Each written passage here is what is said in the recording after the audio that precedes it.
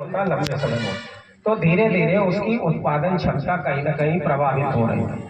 और अगर धूप में आप यूरिया रख देंगे तो धीरे धीरे वो गैस बन के हवा में उड़ जाता है। जैसे अभी रामप्रकाश साहब बता रहे थे कि 78% नाइट्रोजन जो हम यूरिया के माध्यम से देते हैं, वही नाइट्रोजन 78% हमारी हवा में घूमती है, फिर उसकी कोई कीमत नहीं, लेकिन हम उसका उपयोग नहीं कर सकते। पौधे उपयोग नहीं कर सकते। क्यों नहीं कर सकते? उसको जिस अवस्था में चाहिए उसको लाने के लिए उसका काम करते हैं वो डॉक्टर एस.के. सिंह ने बताया। अभी जो बायो फर्टिलाइजर या जैव उर्वरक होता है उसमें बैक्टीरिया होते हैं, वो बैक्टीरिया उसको स्थिर करने का काम करते हैं और पौधे को उपलब्ध कराते हैं।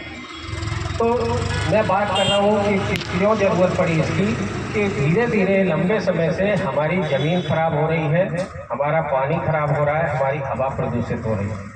दूसरी चीज, जो ये यूरिया की बोरी आप 266 की खरीद रहे हैं वो 2000 रुपए की आती है या 1800 की आती है।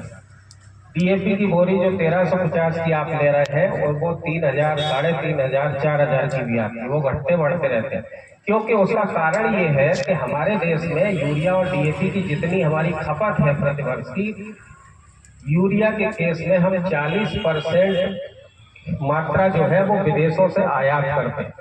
और अगर डीएपी की बात करें तो डीएपी में लगभग 65 से 70% हिस्सा डीएपी का विदेशों से आता है। आज आप पेपर में टीवी पे न्यूज देख रहे होंगे कुछ दिनों से, 15 दिन से, कि हमारे पड़ोसी राज्य, चाहे मध्य प्रदेश हो, महाराष्ट्र हो, बिहार हो, यूपी हो, झारखंड हो, उनमें सब में इस समय बहुत तेजी पे गेहूं, चना और ये सरसों इसकी बुवाई चल रही है और वहां पर डीएपी नहीं मिल पा रहा है। किसानों की लंबी लंबी लाइनें लगी हैं और बड़ी मुश्किल से वो उपलब्धता हो रही है।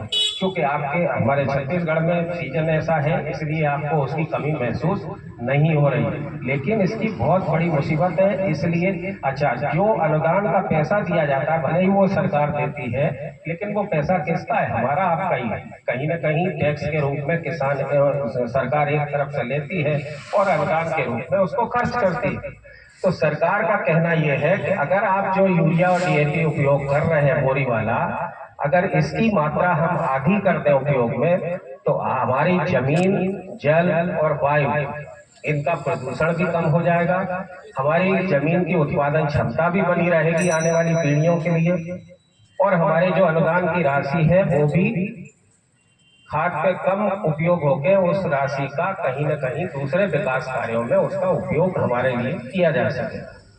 तो ये सब उसके कारण। अगर आपके ही स्तर से मैं बात करूं कि अगर आप यहाँ रहते हैं और आपका खेत 1.5 किलोमीटर दूर है, अगर आपको बारिश के सीजन में अगर 10 बोरी यूरिया की लेके जानी है खेत तक, तो किस हालत में पहुंचती है आपसे बेहतर कौन जानता होगा? आप ही ले जाते हैं।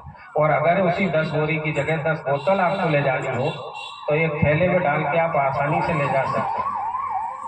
अच्छा, दूसरी चीज, रखने के लिए जगह बहुत कम चाहिए। आपकी सोसाइटी में मान लीजिए कि 4 ट्रक का गोदाम है और सीजन में बिकता है अगर 500 टन यूरिया, तो एक साथ रख नहीं सकते, एक साथ बोझी नहीं दे सकते। तो सारी चीजें, यही जगह आप अपने घर में ले जाएंगे तो घर से आप, अगर सोसाइटी आपकी 2 किलोमीटर है तो आपको कुछ साधन चाहिए लाने ले जाने के लिए, उसमें भी आप पैसा अलग से देते हैं।